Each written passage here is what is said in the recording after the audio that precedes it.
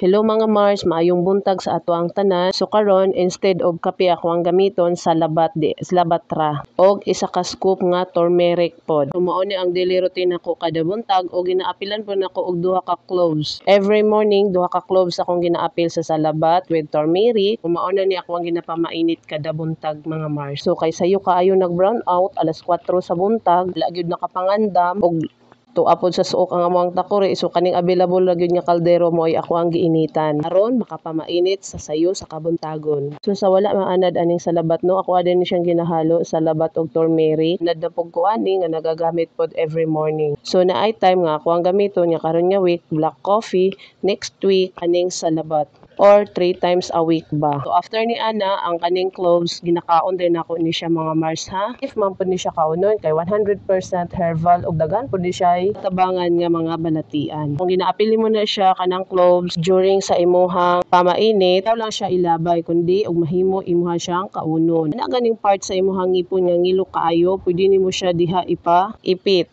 kay makapadugang palig-on pud ni siya sa tumang mga ngipon, makawagtang og bad breath. Sabaw ni ana kung bloated ka, nindot gyud gamiton ang cloves. Daghang salamat sa makanunayong pagsuporta. Thank you for watching. God bless us all.